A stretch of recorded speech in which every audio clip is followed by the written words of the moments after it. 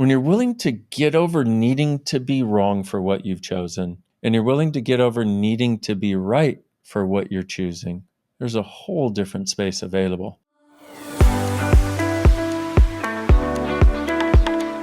Hello, everybody, and welcome to the Food Matters podcast, your home for nutrition, health, and wellness education. My name is Laurentine. I am a filmmaker and a nutritionist and the founder of foodmatters.com, and I'm here to hold your hand on this journey to optimum health, transformation, and emotional healing. Hello, beautiful Food Matters family, friends, and health nuts out there. We are on and live for another podcast interview, and we're joined by Dr.Dain Heer. And hello, Dr.Dain Heer is a speaker, an author, and a facilitator of consciousness. I love that. So it's his mission to help people lose the judgment of themselves and start creating happiness in their own lives. So that's why we're speaking to Dr.Dain Heer today, because isn't that something that we all would like to do? Creating more happiness in our own lives, living consciously, and finding peace in our lives. So, I just found out that Dr.Dain Heer, I was speaking to him before, he's not actually Dutch. I was hoping for this conversation to be fluent in Dutch. His last name is very Dutch, and he did not realize that his last name, means Lord in Dutch. So how does that make you feel?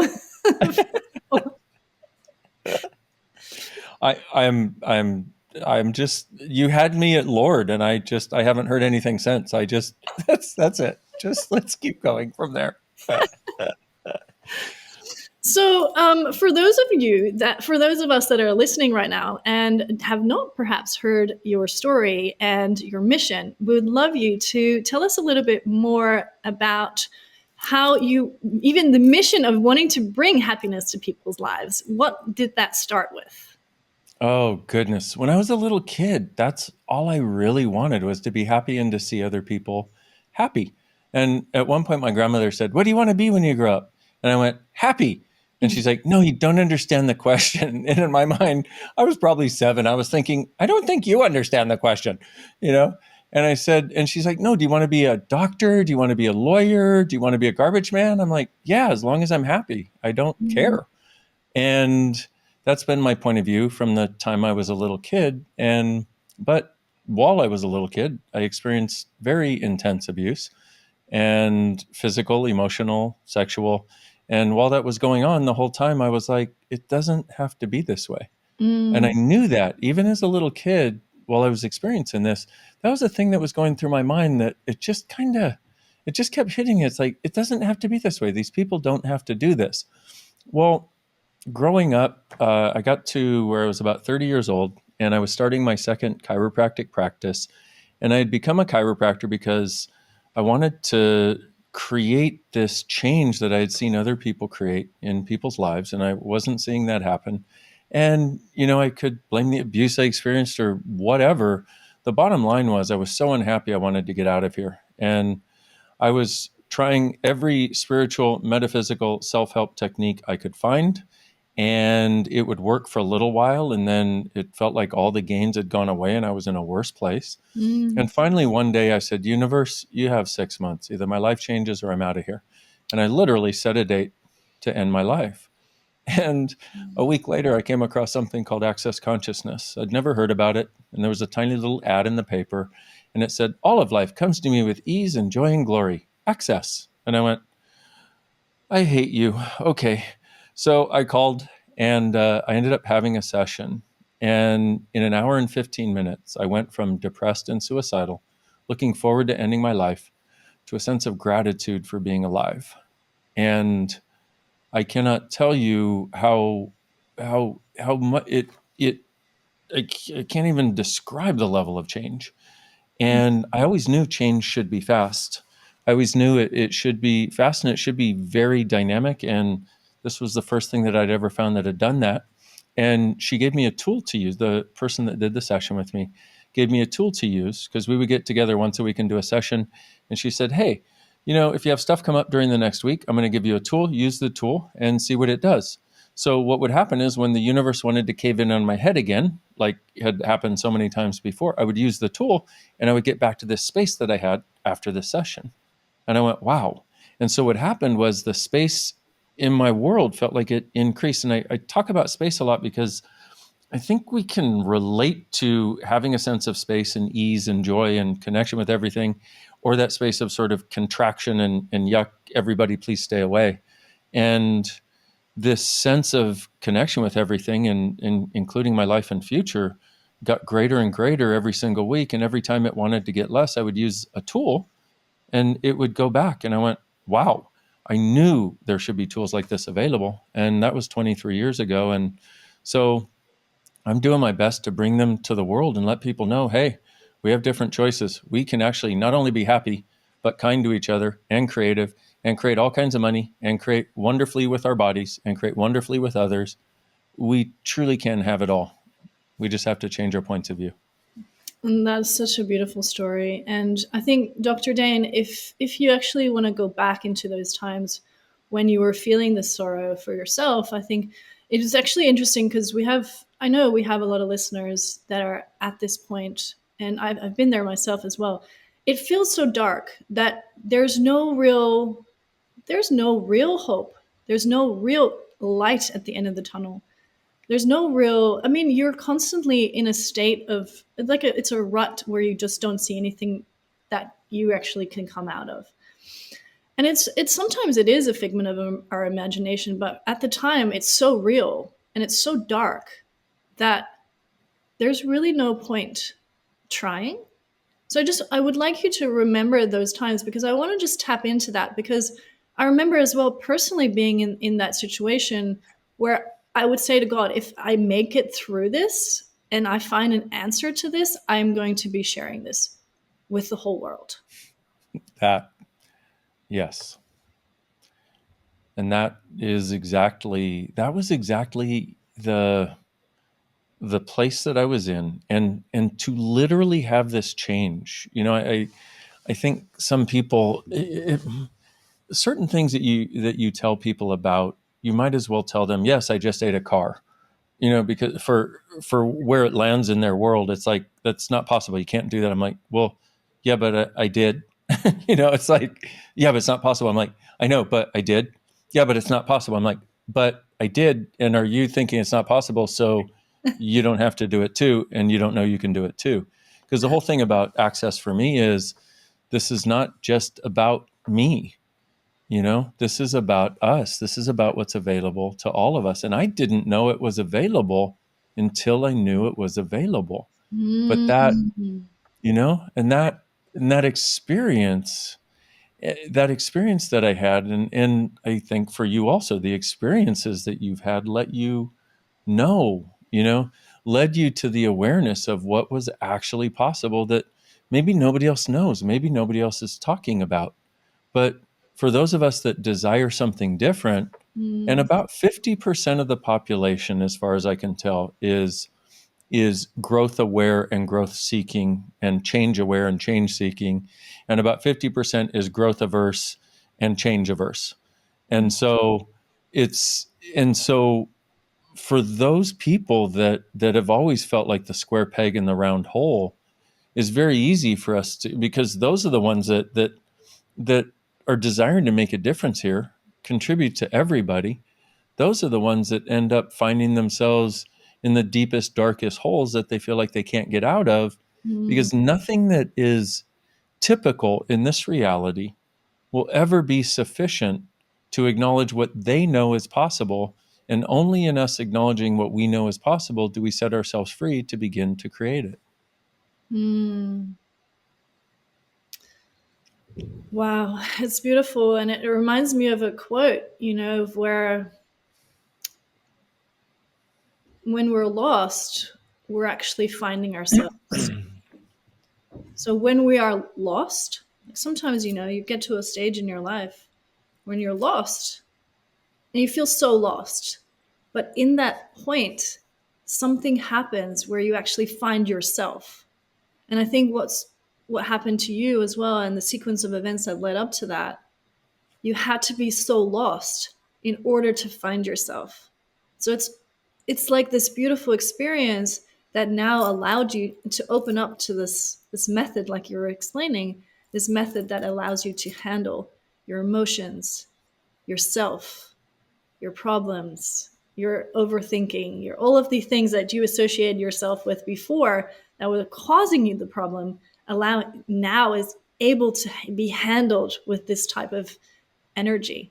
So tell us a little bit more about access, and what can we all do it, or do you need some special gifts to be able to do that?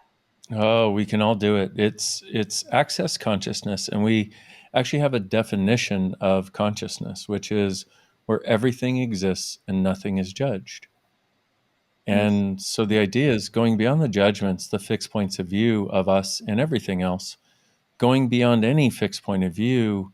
And in so doing, we find what's actually us. It's about accessing the consciousness that you are, accessing your being. And really what access is it's a way of accessing the consciousness that's already within you to create the miraculous life and living you always knew should be possible that you haven't yet been able to get to. And so it's not about me, it's not about the facilitators, though there are somewhere around 10,000 facilitators around the world at this point. Mm-hmm. It's about each person getting empowered to know what's true for them that maybe nobody has ever invited them to explore, to look at, to find before. And so one of the things about access is we have a lot of tools. We literally have thousands of tools. But a couple of the really simple ones, things that people can start with, are start to function from the question rather than the conclusion. And a question might be something like, how does it get any better than this? Whenever something good happens, whenever something bad happens, what else is possible I've never considered? What's right about this I'm not getting? What's right about me I'm not getting? And if I were truly creating my life today, what would I choose right away? And it's that the beginning is a willingness to function from question and ask questions, because what we've been taught to do living in this world that we've all grown up in is to come to the right conclusion.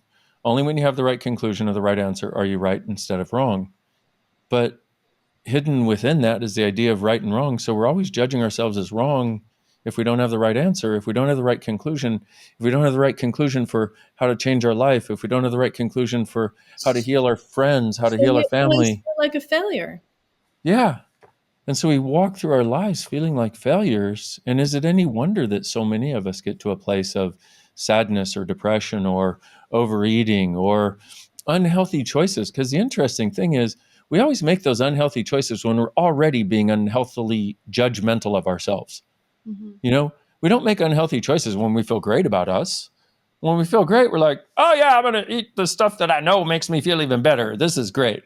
But when you feel like crap, you're like, give me more ice cream and Doritos. In fact, put the Doritos on the ice cream and add some caramel sauce. Actually, not that that is bad. You know what I mean? But for a particular person at a particular time, they know that's their way of also going deeper into the hole rather than allowing their head to come out and see what else is possible. Mm, that's very, very true. And when you talk about access consciousness, for some that are listening, I mean, I've heard of it before. I've understood the concept. Is it like a church? Is it like a cult? Is it a place where you, you know, I'm just doing devil's advocate here, and I'm just going to throw them all out there. Tell Oh, us what to expect. oh, it's so great. I love that question. And the thing about access is come do what you want, leave when you want.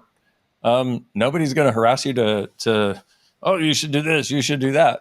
And if they do, they're not doing access, you know? And so, you know, we have 10,000 facilitators around the world. Some of them are interesting people, but here's the interesting thing is it's, you know, we have so many tools, we have so many classes. We have like I've got over 1,000 videos on YouTube of things you can go to and get right now for free. Tools you can go do for free. You know, we have books, we have we have the workshops that we do. But basically, what we've done is we've laid out a step by step way of getting conscious if you're interested. Or some people just want consciousness in a particular area because consciousness in an area makes that area easier for you, easy for me to say. So, we have tools on money, relationship, etc. But come when you want, leave when you want. And the thing is, um, I love the cult question because for me, I get accused of being in a cult by people, and I'm like, have you ever done access? No. Oh, okay. Well, then I'm not going to bother responding because, You like, have no idea what I'm talking about. you have absolutely no idea. And it's funny because they want me to defend that I'm not. And I'm like, dude, that's not my problem, not my job, not my circus, not my monkeys, you know? And for me, my target is to, and Access's target, it's our tagline, empowering people to know that they know. And Mm. one of the things you want to realize, another tool that can be very helpful for us all in our lives, is that people will always accuse you of what they themselves are doing or wish they could do. So, when people accuse you of being selfish, for example, or in my case, being in a cult or being a cult leader, I know every person who accuses me of that is like, I wish I had people look at me the way they look at you, or whatever their judgment is. Sure. And it's like, and it's and the funny part is for me when somebody accuses somebody like that, what I always look at is same thing when I was being abused as a little kid, and I still have this point of view. I'm like, it doesn't have to be this way. Mm. But what people will not look at is the limitations that the points of view that they have that they've decided they must defend at all costs because those prove who they are. And Mm. those are always the points of view that stick us all. And so access is an invitation to explore those, but with kindness, allow them to melt, with kindness to you. But also, here's the other part that most people don't realize. We live in a world that tells you if you have kindness for you, if you actually like you, well, then you're going to be arrogant, you're going to be selfish, it's going to be all about you. No, it's when you have kindness for you and you actually like you, that's when you have enough reserves, enough fuel in the tank to be able to contribute to others. Mm. And so we've really misidentified a lot of aspects of what's true for us. And the whole concept of consciousness is getting to what actually is, what is true for us. And interestingly, what's true for you will always make you lighter. A lie will always make you heavier. And Mm. yet we live in a world where we're trying to bring lightness to lies as though that's our job. And it's not a kindness to us. The thing that is a kindness to us is to recognize, oh, that's a lie, meaning that's not true for me. It's so true. And I feel like if we actually as human species, if we start seeing each other as kind people, if we start because I feel like we're going through an epidemic of loneliness. We've, segregated that person, we've separated that group, we've put that guys over there and we've forgotten how to commune. We've forgotten how to sit together in partnership. And so, what really we're seeing depression, we're seeing mental health issues, we're seeing, well, again, segregation, right? Labeling. And what people are doing is that they actually, especially with after COVID, there's social distancing. We're allowing ourselves to just stay in our bubble, stay at home, work from home. And what happens is we're seeing so many health issues from that mentality and that way of life that we really need to find ways to come back together, to form our tribes, to form our sense of community. And I love that, I've been to a few access myself, and the way that people commune in that space is so beautiful. There's no judgment, there's no fear, there's no shaming, there's no guilt. And it allows us to feel our true core essence, right? And so Wow. coming back to ourselves through this way of this type of work and allowing us to be with brotherhood, allowing us to be the sisterhood, about allowing us to finally commune again in a safe space is just so liberating. So can you share a little bit more about what happens when we get together in an access community? Yeah, we have way too much fun.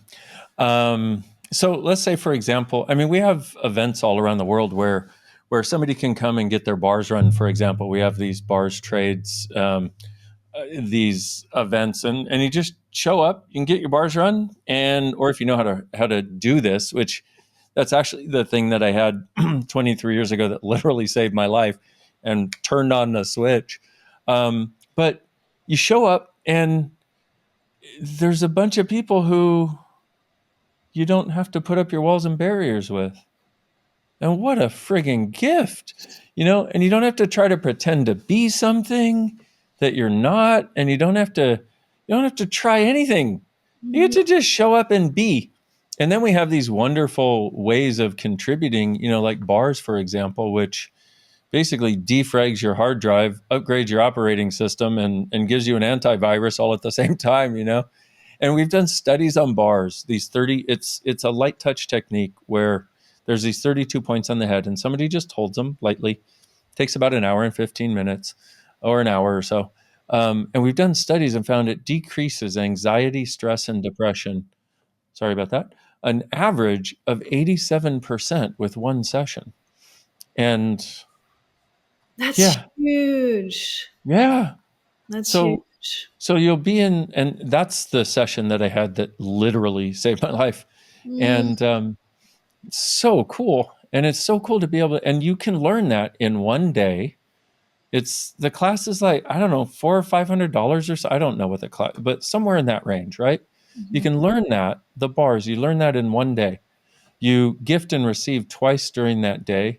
And you have a skill that you can actually use to contribute to people. And a skill that once you're comfortable and good enough, you can actually charge for. That, I mean, it's just so that's the first of the classes. And then in the subsequent classes, when you come to class, there will be a bunch of people that are there where you can ask them to do this for you. And you listen to the class, you laugh a lot because we're irreverent as, and we like to make a lot of jokes because we create a lot more change through laughter than we do from tears. And one of the other elements of access, consciousness itself, I would say, is no form, no structure, and no significance. So you'll find that we're not significant about ourselves, which is also one of the things that really makes me laugh about the whole cult conversation when people bring that up. I'm like, I'm sorry, I'm not significant enough to be a cult leader. I apologize. You know, I just, because significance, when I know how it is to take myself seriously and significantly, and it is absolutely no fun. I would not wish that on anyone. So it's like we like to laugh a lot. And the interesting thing is the change that occurs is unlike anything I've ever seen, but it's what I always knew should be possible. Yeah. And I had my session, uh, I started with this 23 years ago, and I was a chiropractor. And within about 6 months, I had I was like, why am I doing chiropractic? This is where the miracles are that I wanted to create, which is why, and I don't get me wrong, I love chiropractic. Okay. Absolutely love it. Okay. Absolutely love it. Just want to make that very clear also. But I realized in my hands that was not the tool that I could contribute to people the most. And Mm, so, and one other thing is we're miraculous. And by we, I mean you. And I mean you listening. I mean both of us that are talking. We are miraculous. And I know that can sound like a very Pollyanna statement, but personally, I like Pollyanna. She was always like, hey, how does it get any better than this? What else is possible? She never truly let herself be stopped. She was slowed for a little while, but never stopped. And if we don't stop ourselves, we create miracles. And I think we need people to remind us of this, to mm. acknowledge that about us, even if at first we're like, no, F you, there you go. That's Um, it's part of my irreverence. People are listening going, oh my God, I can't believe he just said the F word. I did. I said the F word. F you. Turning it off. Okay. Bye-bye. I loved him until he said F. And so, you know, this this is where we it's the invitation to recognize our gift and our value, and to recognize that that miraculous you that you knew some earlier time in life is actually you. And it's Mhm. not that you're not that, it's that we've lived in a world that has never nurtured, nor acknowledged, nor valued that. The world we live in has valued the antithesis of that. And let's allow ourselves to wake ourselves up from our slumber and start Mm. creating what we're capable of. So I just want to tap into the audience that are perhaps listening that have clicked on this interview because it's talking about depression and how to bring ourselves out of that. And I know how that feels, when you have been in that dark place and like, you're overeating or you're actually undereating because you don't really feel like nurturing yourself, or you realize even the idea of clicking on a happiness talk, like why would you ever want to live, you can't even understand, Yep, you don't even know how you could actually get to that point, so why even bother, like totally. surviving is the only thing that you could possibly be happy for. So for those that are listening that are in that state and are listening to us, vibing, and we're obviously very happy human beings, but for those that are listening to this that have been in that state or currently in that state, in that state, what is your tool that you're referring to that allowed you to get yourself out of there quickly? What is that tool that you discussed before? Oh, I would love to. Well, the tool is actually getting your bars run. That was the thing that changed it for me. That's Okay, that's so the a lot of people that are beginning. listening will not know what that means. Right. So bars is a light touch technique that's done on the head. There's 32 points on the head, Mhm. and they call them bars because they look like energy bars going through the head. And well, I guess look like, I've never seen them, but I've done it, and it has a dynamic impact. What it does is it decreases the sense of stress. It decreases the sense of no choice, and it increases the sense of connection. It increases the sense of peace, and there's no way to fully describe it in words, Mm. but that's available. But once again, there are so many tools, and it really depends on the person.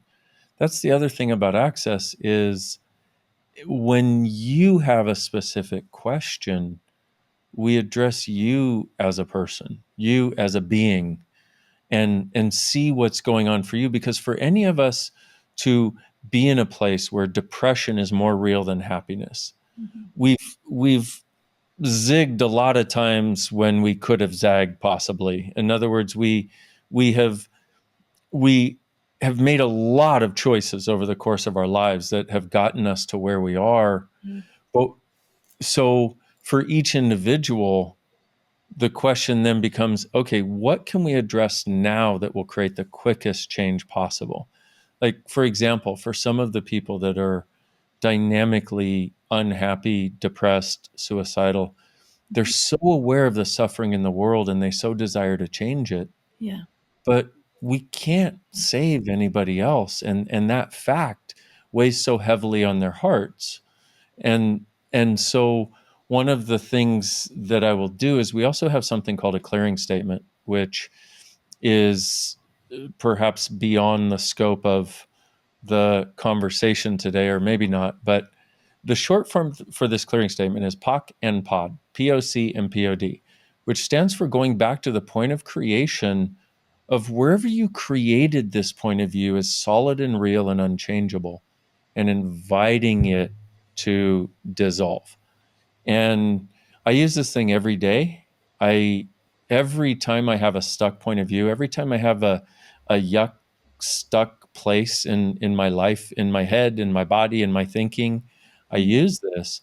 And you can go to theclearingstatement.com. It's free to get a 20-minute explanation of it, which is why I'm not going to explain it all right now. But if basically it works I call it consciousness. Others call it quantum physics.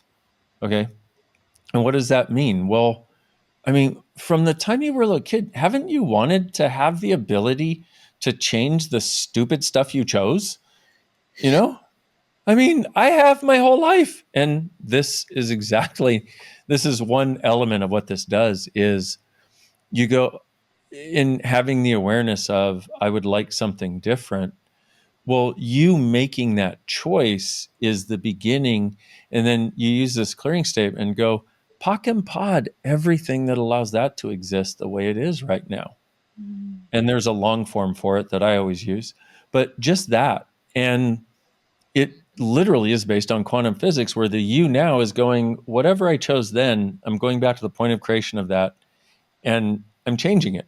I'm asking for something different now. And you and consciousness, your consciousness, the universe's consciousness, whatever you want to call it. I don't have the words for this, but I do know the energy of it, are actually interested in more consciousness. And when you are, when you're willing to have that, when you're willing to get over needing to be wrong for what you've chosen, when you're willing to get over the suffering that you think is somehow a contribution, and you're willing to get over needing to be right for what you're choosing, there's a whole different space available.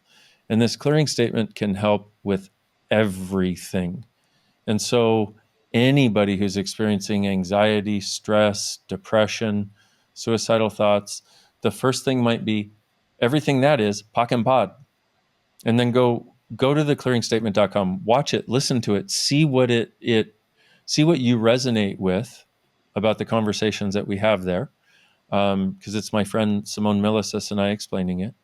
And then the other thing you want to ask is, who does this belong to? Is this actually mine? Because 98% of our thoughts, 98% of our feelings, 98% of our depression, 98% of our stress, 98% of our points of view about money, about our bodies, about reality, they're not ours. We pick them up like big psychic radio receivers, and nobody is talking about this. I So, love this topic because it's so close to my heart. I totally believe that, a lot of these thoughts are actually from our parents, our social conditioning, the way that we were spoken to as a child, our internal voice that speaks to us, because it's not, where is that coming from? Right? Social conditioning, people before us, that, even ancestral conditioning. So there's a lot to say for how to quiet this voice. And like you say, if these are not our thoughts, if these are not us, like, where are they coming from? The world around us. What type of form, and we're talking about meditation here, what type of ways that you could allow the listeners to quiet down this voice, right? Because this is the voice that keeps us stuck. What tools do we use? What exercises do we use to be able to quiet down this? well, let's, instead of quiet it, let's kill it. Okay? Now, doing that is going to require you to be more present than you've probably ever been in your life before. But we got a tool for that. Okay? So the tool is asking, oh, by the way, we have an app. It's called Who Does This Belong To? Okay? And that's also the tool. Who does this belong to? And there's nothing for sale on the app. It's free. It's Access Consciousness. Who Does This Belong To app. Okay. Um, and so the tool is to ask, who does this belong to every thought, feeling, emotion, judgment, point of view, or yuck, or stuck energy in your body, your head, your life, anywhere. In other words, and probably a great time to start is when you have a sense of lightness where you're like, oh, I'm cool, awesome. Because if you've ever noticed, you're cool, you're awesome, cool, that's great. And then you're walking down the road of your life and you feel this little like pebble hit you in the head. And you're like, oh, wait, what was that? Wait. Okay, I can handle one pebble. That's fine. One pebble, no problem. Okay. You take another few steps, you get hit by another one. You're like, wait, gee, what? After about the fourth or fifth one, and these pebbles, by the way, are like thoughts, feelings, emotions, points of view. everything that should be wrong, because, hey, you haven't had enough moments of wrongness today, so you need to get on that, which is a weird world we live in. And so what happens is after a while, now you get buried and you don't even know where it came from. You don't even know what happened. You just know, okay, a few hours ago, I was really happy. Now I'm really crappy. What happened? Or I was really happy and now I'm just kind of like, Okay, so what do? What you want to do is you want to ask, who does this belong to? Every time your energy shifts even a tiny bit, okay? You could start right now if you wanted to. And then every thought, every feeling, every emotion you experience, every twist of your guts, everything where you want to check out, everything, all of those changes from being present, ask, who does this belong to? And if whatever you're experiencing, the other thing is you'll experience things like fear, anger, resentment, those things, okay? If you experience any of those, once again, who does this belong to? And so if it lightens up when you ask, who does this belong to? It's not yours. You're picking it up from somebody else around you, or you bought it as yours at a previous point in life.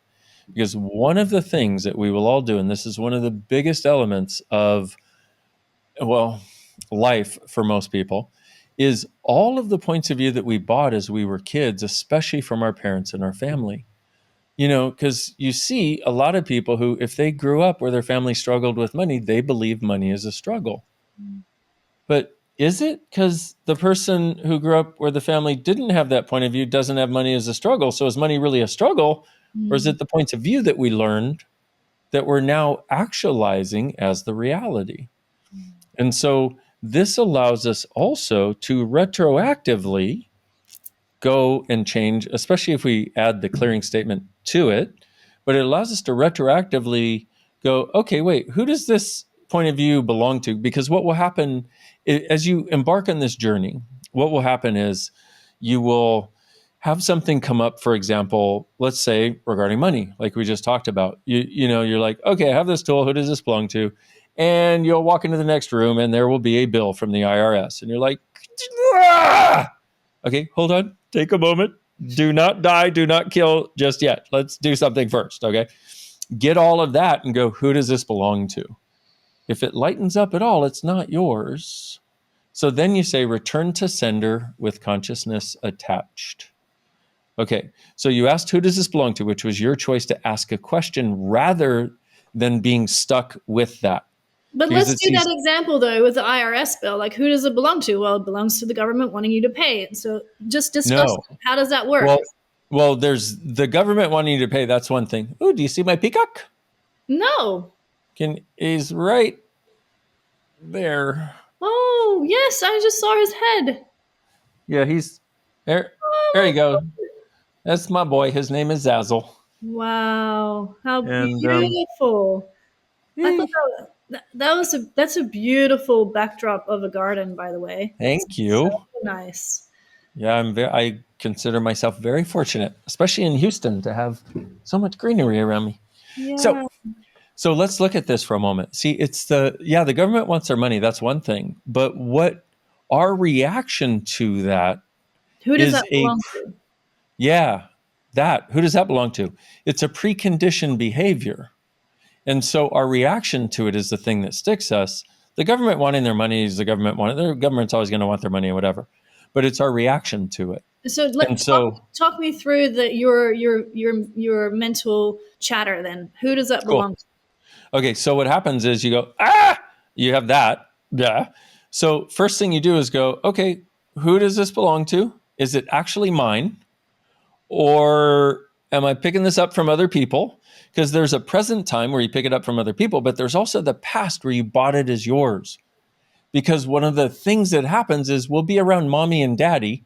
This goes back to how energetically aware we are that nobody has ever talked to us about. You'll be around mommy and daddy, they'll be stressing about money, or they got a tax bill, or they got a notice that they were being audited or something.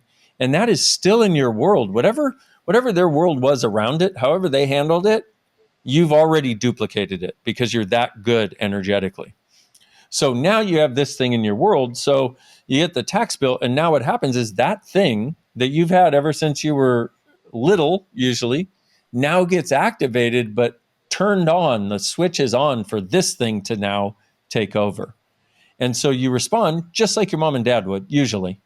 You usually add your own little twist to it, but you respond just like they would. And you go, ah! Okay, so you go, who does this belong to? Which is the acknowledgement of that it may not be yours. This is what we've got to get is, okay, it may not be mine. So when you ask who does this belong to, the will go, it'll instead of it'll be okay. You're like, okay, cool. It lessened a bit, which is what happens because when you acknowledge what is, you get free. When you acknowledge what's true, the way to get free, the way to get to be you is acknowledging what's actually true. And that's the other thing that access does. It undoes the lies and acknowledges what is actually true for you as a being. And so just side note, the way a cult traps you is by telling you that something that is true, that is a lie, is actually true. Okay, just wanted to point that out, by the way. So now you do this. Yes, who does this belong to? It's lightened up a bit. And then you go, oh, okay. So when did I buy this as mine? Like, how old am I being when this gets activated? And a lot of times it'll be weird, but you'll get an age or you'll get a situation that you remember from being a little kid. And you're like, oh, and it's so cool because in that moment, now you can use the clearing statement. And you go, okay, so everything I did to buy this is mine. And this is where our choice comes in. Everything I did to buy this is mine way back when. And everything I've done to, everything I've created based on this, everything I haven't been able to create, I now let this go. I destroy and uncreate it. I'm destroying the structure. I'm uncreating the creative energy I put into this that limits me. And then the clearing statement, right and wrong, good and bad, pot and pock, all nine, shorts, boys, povads, and beyonds, or pock and pod for short. And now you're there, just you and a tax bill. Nobody else is in the house. And you're like, oh, wow, I didn't know I could feel this way about it. Okay, now, what's it going to take to pay this tax bill off? Then you go to question, what else is possible I've never considered? Nice. What do I need to do, be, and create in order to pay this off with total ease? Or in order to, have it dismissed? Like, and so it's in so many areas of our lives, we go into the solidity of the stuck, and that because it's so intense that it must be real. But let me say this, if it's that intense, it's either not real or not yours. Might have been a reality for somebody else, but when we make somebody else's reality ours, it seems artificially intense to such a degree that we believe we can't change it. So if we institute who does this belong to, if we'll ask who does this belong to for 3 days, to every thought, feeling, and emotion we have, every judgment, every yuck stuck, every shift into something less. And if we'll do that, at the end of 3 days, you walk around like you're in a walking, talking meditation. And the beauty of that is you will have broken the machine that makes you think that everything you are aware of is yours. And if we could give anyone anything, this would be the beginning. Because it's only when you realize that you're that aware of what everybody else is choosing. Most of what you think is you is something you were aware of and bought as yours when you were younger, and you're living according to that, which is, and it never feels like you, and it never has a sense of lightness to it, and it never has a sense of joy. Well, why? Because it's not you, it's not yours.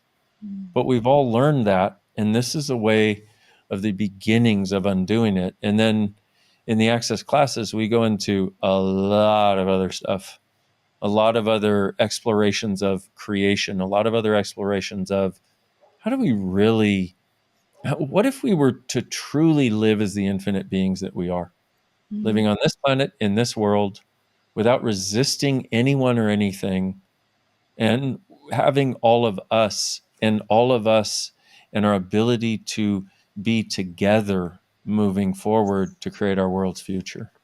Yes, yes, yes. Wow. You are a word wizard. Thank you so much. Thank you for being able to share this and having obviously gone through a lot yourself and, hitting rock bottom and finding a way out, like you're talking about these tools. They're so important. And for all of us to be able to access that, I think, can you please share us a little bit more about how we can get in touch with you, or how people that can want to learn more about access consciousness, what best ways for them to learn about your work? Yeah, absolutely. Probably the best for me would be to go to drdainheer.com. And here is Lord. I don't know if you, no, I'm just kidding. Um, drdainheer.com. There are a bunch of free resources that I have there. And I also, me and a bunch of really hardworking people created an app because I wrote a book called Being You Changing the World back that came out in 2011. And we created an app that got released recently called the Being You app.